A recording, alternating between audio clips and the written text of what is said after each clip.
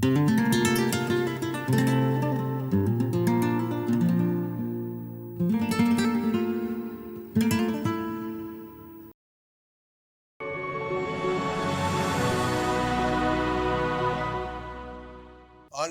இயேசு கிறிஸ்துவினுடைய நாமத்தினாலே உங்கள் அனைவருக்கும் எங்களுடைய அன்பின் வாழ்த்துக்கள்.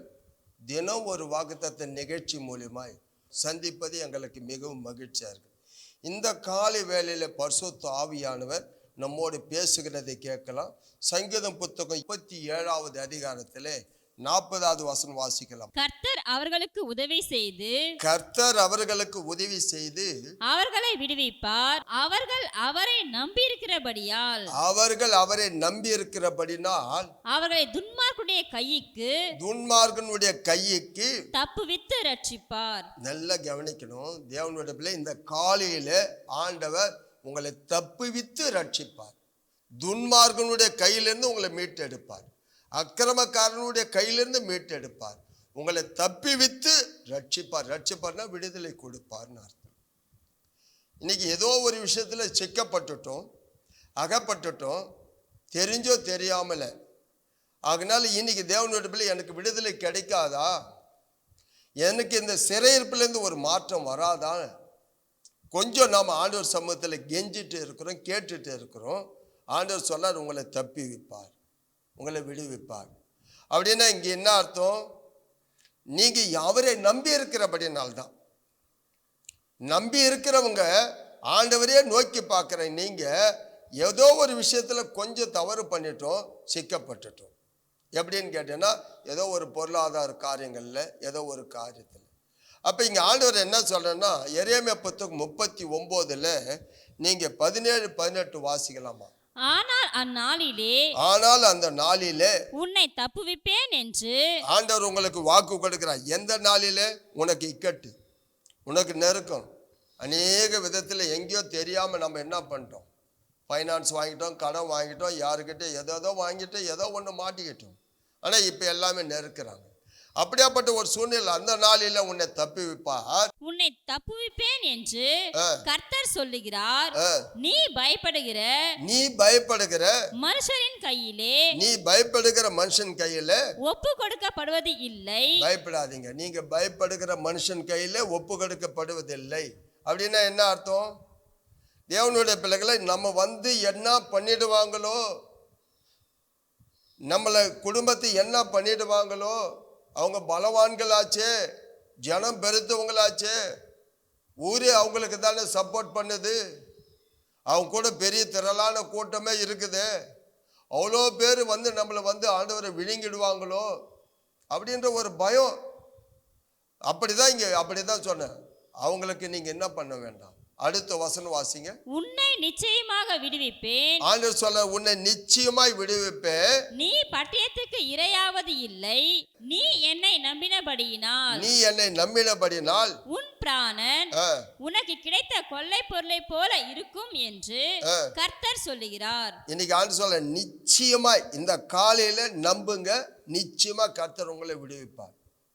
அந்த பலவான் கையில, அந்த துன்மார்க்கன் கையில, பிசாசின் பிடியில, பாவத்தில் ஏதோ ஒரு விஷயத்தில் அகப்பட்டு இருக்கிற உங்களையும் உங்க குடும்பத்தை, உங்க பிள்ளைகளை கண்டிப்பா விடுவிப்பார்.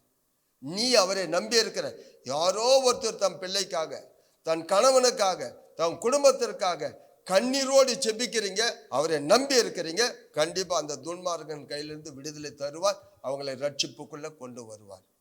நமக்கு விரோதிகள் இருக்கிறாங்க, இல்லைன்னு சொல்லல. ஆனா தினம் தினம் நம்மளை ஆண்டவர் காப்பாற்றிட்டு தான் இருக்கிறார். தினம் தினம் நம்மளை மீட்டு எடுக்கிறார். 1 சாமுவேல் புத்தகம் 23:14 வாசிக்கலாமா? தாவீது வனாந்தரத்தில் உள்ள அரணான ஸ்தலங்களிலே தங்கி சீப் என்னும் வனாந்தரத்தில் இருக்கிற ஒரு மலையிலே தரித்திருந்தான்.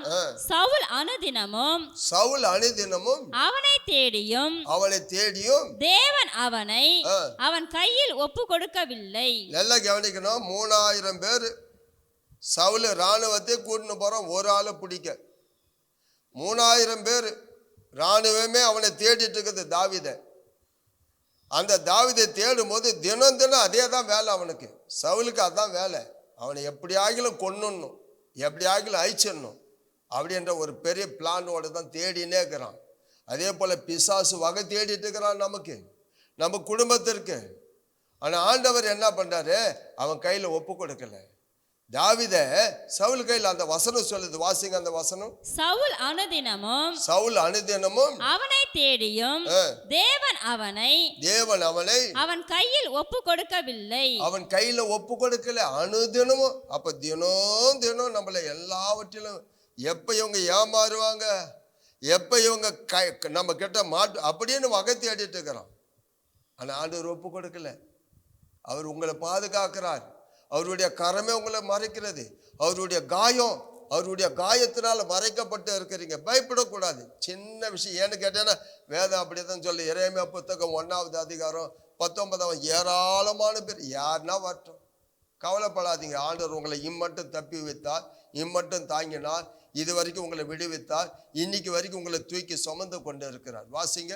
அவர்கள் உனக்கு விரோதமாக யுத்தம் பண்ணுவார்கள், ஆனாலும் உன்னை மேற்கொள்ள மாட்டார்கள். உன்னை ரட்சிக்கும்படிக்கு நான் உடனே இருக்கிறேன் என்று கர்த்தர் சொல்லுகிறார். உன்னை ரட்சிக்கும்படி நான் உன் கூட இருக்கிறேன். உன்னை ஒவ்வொரு நாளும் காப்பாத்துவேன். ஏனாக்கா அதே 1ஆம் அதிகாரம் 8ஆம் வசனம் வாசிங்க. நீ அவர்களுக்கு பயப்பட வேண்டாம், உன்னை காக்கும்படிக்கு நான் உன்னுடனே இருக்கிறேன் என்று. உன்னை காக்கும்படி நான் உன்னோடு கூடவே இருக்கிறேன். தாவீது கூடவே இருந்தார். சவுல் 3000 பேர் இல்லை, எத்தனை ஆயிரம் பேர்னா வரட்டும், ஏராளமான கூட்டம் கூட வரட்டும், உன்னை யாரும் தொட முடியாது. ஏன்? உன் கூடவே இருக்கிறார். உன்னை தப்பி வைப்பார், உன்னை ரட்சிப்பார், உன்னை விடுவிப்பார், நீ அவரை நம்பி இருக்கிறபடினால். ஏசாயா புத்தகம் 46:4 வாசிக்கலாம். உங்கள் முதிர் வயது வரைக்கும், எது வரைக்கும்? கடைசி வரைக்கும், முதிர் வயது வரைக்கும் நான் அப்படி செய்வேன். நரை வயது மட்டும் நான் உங்களை தாங்குவேன். நரைமுடி வரை நான் உங்களை தாங்குவேன். நான் அப்படி செய்து வந்தேன். இனிமேலும் நான் ஏந்துவேன். இனிமேலும் நான் ஏந்துவேன். நான் சுமப்பேன். தப்புவிப்பேன். என் அன்பு பிள்ளைகள், எவ்வளவு அருமையான வார்த்தை. இந்த வெளியேற பெற்ற பொக்கிஷன் நம்ம வாழ்க்கையில் எவ்வளோ ஒரு பெரிய பாதுகாப்பாக இருக்குது.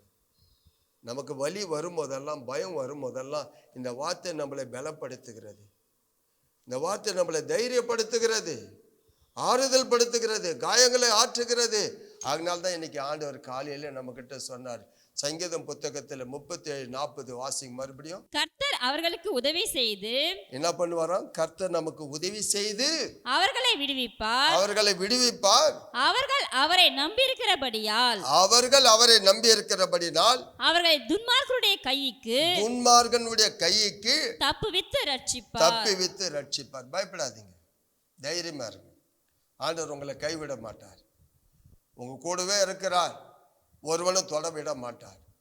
ஆண்டவரோடு கூட இருக்கிறவங்களுக்கு ஒரு சேதமும் வராது. கண்களை மூடி ஜெபிக்கலாமா? மகா இரக்கமும் கிருபை நிறைந்தவரே, நேற்றும் இன்றும் என்றுமே மாறாமல் இருக்கிறவரே, ஒவ்வொரு நாளும் உம்முடைய வார்த்தை எங்களுக்கு தைரியத்தை கொடுக்கிறது, நம்பிக்கையை கொடுக்கிறது.